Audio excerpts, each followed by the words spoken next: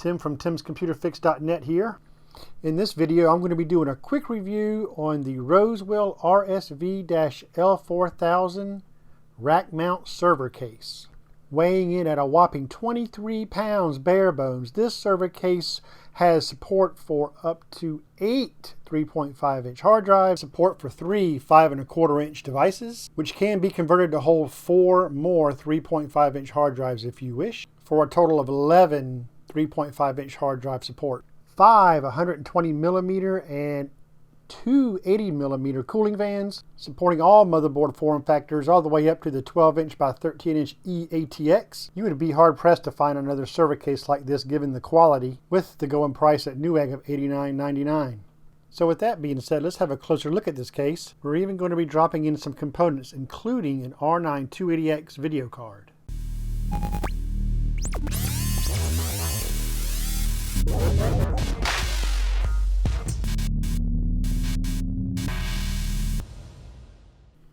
Okay, we're going to be throwing in some basic components here just to show you how they all fit into this case. I'll start off with the motherboard, the ASRock Z97 Extreme 3, which we had to RMA, and we'll get into that a little bit later.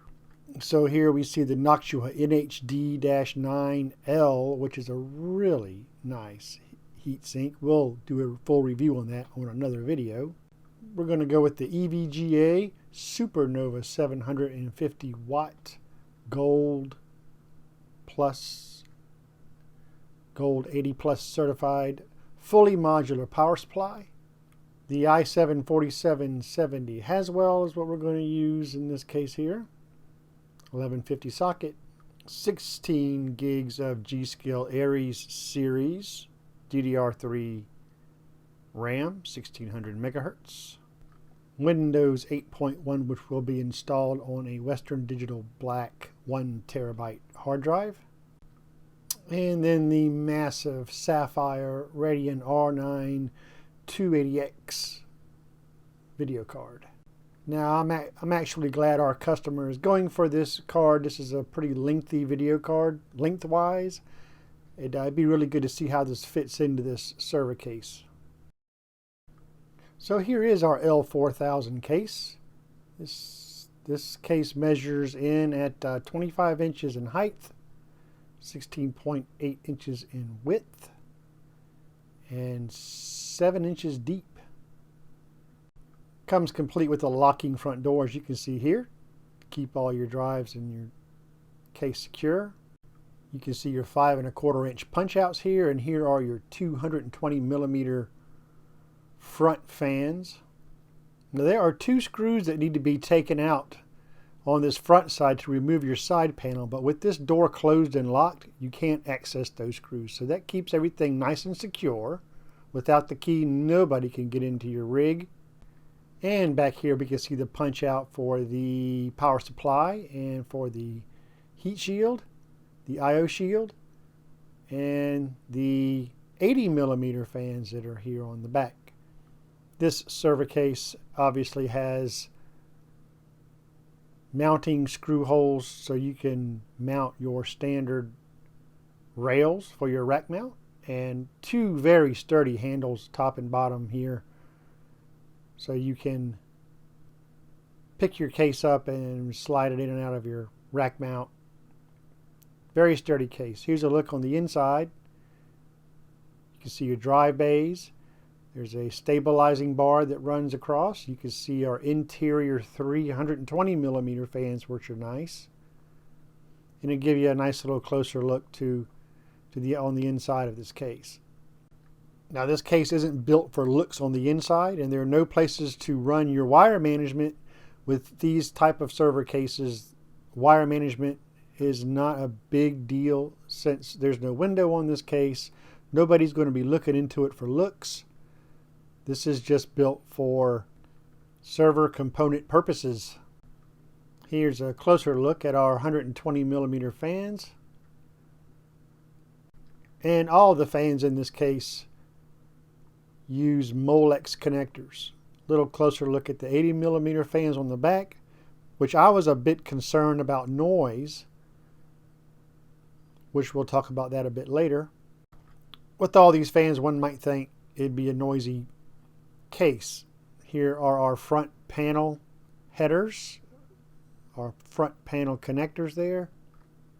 And then here are our drive bays, which supports up to 8 3.5-inch hard drives. Both of these drive bays have a 120 millimeter fan each attached to them, also Molex. And the front door on this case comes complete with a removable dust screen that can be washed, a foam dust screen. Okay, our front panel consists of 2 USB 2.0 ports, power button of course, and a reset button, along with power light, hard drive activity light, and network lights. Here's a better look at our handles I was talking about. Nice sturdy handles. Nice touch there.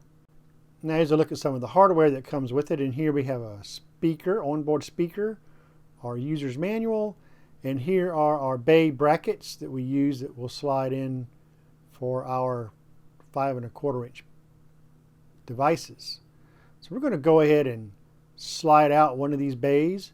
You basically just press down on 2 of these tabs here, and that unlatches the bay. We'll just kind of push it through and remove it with the door wide open. It comes out like so, nice and easy. And here inside here we can see our hard drive racks that slide out, and we can attach any of our 3.5-inch hard drives to these. I think in this case we're just going to remove all of the racks except for one, which will be mounting one hard drive in this case. So we'll just remove them. You also need to remove them to get to the wire, the Molex cable that runs to the 120 millimeter fan on each. But we'll just leave those. We'll leave those rails out. You can see here the Molex connector that we fed through the cage, through the bay. We'll have to keep that unraveled so we can have access to that when it comes time to plug our fans in.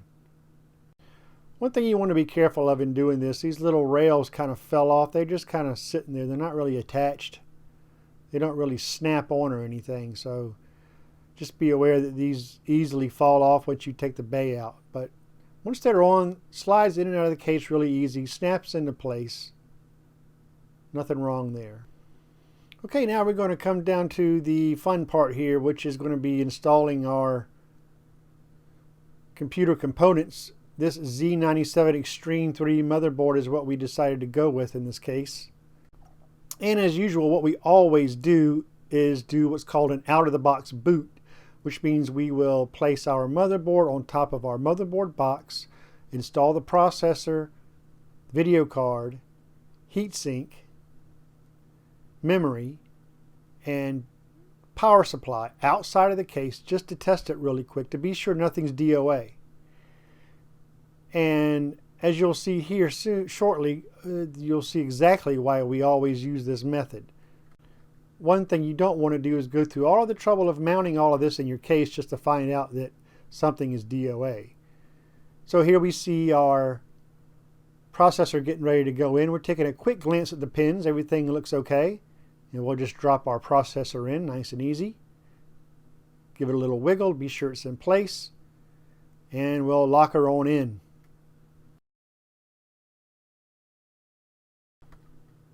So we're going to go ahead and put on our Noctua heatsink now. This is the Noctua NHD 9L. I will have a full review on this heatsink in another video. Okay, we're going to go ahead and add our video card. This is the Sapphire Radeon R9 280X. Now this card measures 287 millimeters in length. That's 11.3 inches. And we get to see just how nicely this is going to fit in our Rosewill case. But for now, we're going to use our brand new video card here to be sure it's not DOA, along with the motherboard and processor. And now the memory. We'll put our memory in. This is all to be sure that we don't have DOA parts. I figured I'd just show you this real quick just to show you our technique. Snap our new memory in like so, and then we're going to go ahead and unbox and pull out our EVGA Supernova 750 watt 80 plus gold certified fully modular power supply. Now I go with fully modular simply because there's no wire management cutouts or grommets to hide our wires. Don't really need them in a server case, but having less wires do help. In a fully modular case definitely helps that. So here we go. We have everything hooked in. Out of the box boot is what this is called. We're going to test to see and make sure everything is not, anything is not DOA here. Everything's plugged in, ready to go, along with our temporary monitor laying there on the bench. We're just going to jump the pins that start the computer that will fire off the motherboard here. I'm going to jump it with a little screwdriver. You'll see our video card light come on. It'll light up. There it is. We have fans turning. There's our monitor getting a signal. And in this instance, we appear to have a bit of an issue. We have no video. So what we're going to do is pull a stick of RAM, be sure everything is connected properly. We're going to try it again. We have a little bit of a response from our monitor, but it immediately goes back to sleep. There's no beeping from the motherboard. We now have an issue. After going through all of our troubleshooting techniques, we zoom in really close to the socket of the motherboard, and we notice that we have a bent pin on the socket of the motherboard. This motherboard is going back RMA. So it goes to show doing an out-of-the-box boot is always important when building computers. You would not want to go through all the trouble of having to put all your components in your case just to have to take all your components back out of the case because something is DOA. Lesson learned. We are now replacing that motherboard with a Gigabit Z97 HD3P. This Gigabit board just happened to be available upon short notice. It's just as comparable.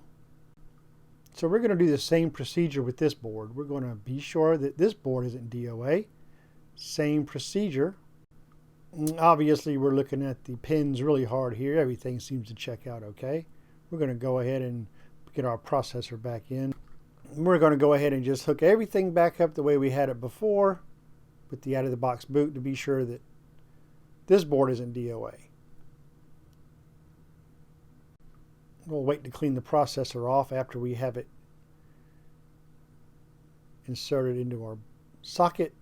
And now we're back where we started from here. Let's go ahead and do our out-of-the-box boot with this board. With everything plugged in as we had it before, we're going to jump the power pins. We have power, fans are spinning, our monitor lights up, and now we have a post. That's what we wanted to see. This is our BIOS. This way we know that everything is at least functional, and we can rest assured there's probably no DOA parts. We're moving on to the power supply. This case has a bracket held on by 4 screws that we're just going to put onto our power supply here to dress it out, make it for easy installation. It just fits on like so. We'll get our screws put back in, and we're going to leave the screws in a little loose. We'll leave them loose until we actually get it mounted into the case. There's one down here. And we have one more here. Now I also chose a power supply that I was able to have it to where the fans spin simply because there's only 280mm fans on the back for exhaust of this case. Now notice here I'm putting this power supply in with the fan facing down. That's obviously not going to work. I did correct that, but I wanted to get a power supply where I can select to have the fan spinning because I want to also kind of use that to help try to exhaust some of the heat through the case. I now have the power supply facing correctly. Notice too that I moved that stabilizing bar out of the center of the case just to give me more room for the power supply. And now we can go ahead and just mount our power supply into the case, tighten all these screws down, and that'll be it for our power supply fully installed. I also left the cables on the power supply when I did the out of the box boot just to save me some time. So here we are, nice and mounted, looking good. Now we move on to the I/O shield. Now notice once again I am putting the I/O shield in backwards. I will correct that also. See, techs do make mistakes. We'll flip that I/O shield back over before we put the motherboard in. It's when I put the motherboard in is when I realize that the I/O shield is in backwards. Simple mistake, guys. Anybody can do it. Well, notice here that the case comes with standoffs pre-installed. They're pre-installed for a regular ATX motherboard. And now we can go ahead and just lay our motherboard in, line up our standoffs, get everything into place. Give it a nice gentle snug push there until our standoffs line up. Looking good. Looking good here on the I/O shield. Looks good. We can start putting our screws in, secure it down. Fits nicely. Plenty of room in this case. We'll just snug down all of our motherboard screws and we'll have it all in nice and secure.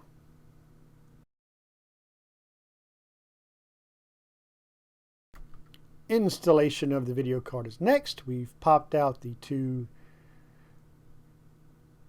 inserts for the expansion bay slots. We'll just snap our video card in, snap it into place. We'll also secure it in with the two screws. Fits nicely. Look at the room. Still lots of room in this case. That video card is pushing almost a foot long and still plenty of room, so no issues with space in this case. We're going to kind of have a look now at our front panel cables. Just trying to get a bead on where they might be going. Got it all figured out here. I'm going to go ahead and start plugging in our front panel connectors. And you can see here, plenty of room for those to reach around. No issues there. Looking good. Our 24-pin connector from our power supply is next. Snap it into place. Then we have our 6-pin connector for our CPU. It goes into place.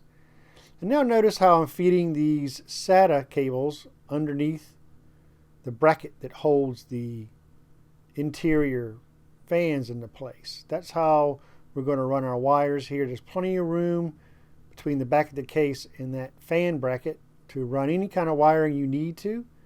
So there's our hard drive. Cable ran to our hard drive.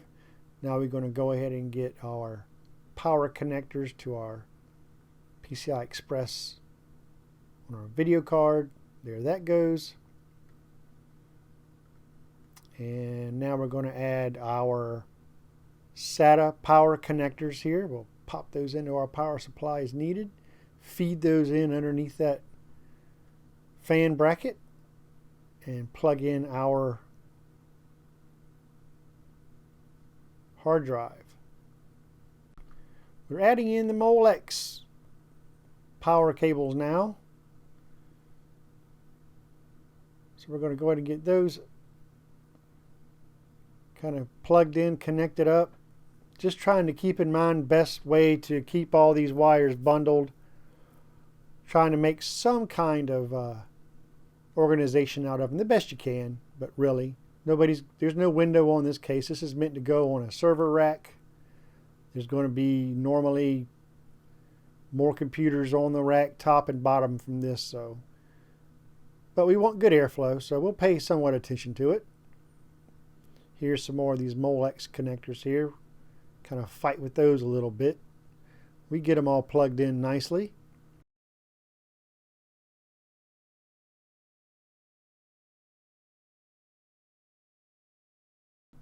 Our onboard speaker that came with our case, we can get that plugged in. Always want to plug in your speaker. That plugs in like so. And now we're going to pop out the punch out for our 5 1/4.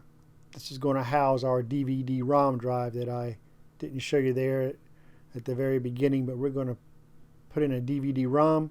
This punch out, just basically squeeze the ends from inside the case, and these punch outs just slide right out like so. Easy enough. Out she comes. Yep. Then we're going to use these rails that came with our case. Fits nicely on the sides of our 5 1/4 inch device here. And basically once we get those on, our 5 1/4 inch device just slides right back into the bay and locks into place. No screws required. It is screwless. So that's a pretty nice feature. Just push it right in, give it a little help. It's nice and snug, which is a good thing. Don't want that sliding around, and it does lock into place once we have it in. Here's what that looks like in the back inside once we have that installed.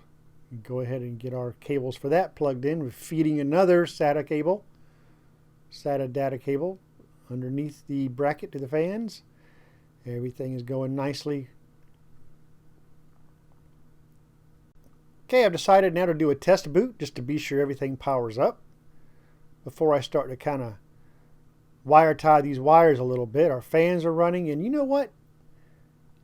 I was really surprised with all these fans running, even on the video card, even those small fans on the back. Very quiet running. These fans are not noisy at all. They're running at full tilt. Molex connectors, no need for a fan controller. I was very surprised. There we have our BIOS. And this is what we have after I do wire management. I just basically zip tie all my wires up nice and tight. Get them all bundled up well. We have plenty of room in here. Looks really well. I even got a bit of an orange theme going. Didn't even mean to do that. That wasn't on purpose. Well, hey everyone, that's my review on this Rosewill case. I hope this helps somebody. I would definitely recommend this case for the price, for the money. It's an awesome server case. This particular one isn't being used for server purposes, but it is going in a rack. So it served its purpose nicely. Hey, please rate and subscribe to my feed. I would really appreciate that as usual. You can find me over at timscomputerfix.net. Thanks for watching.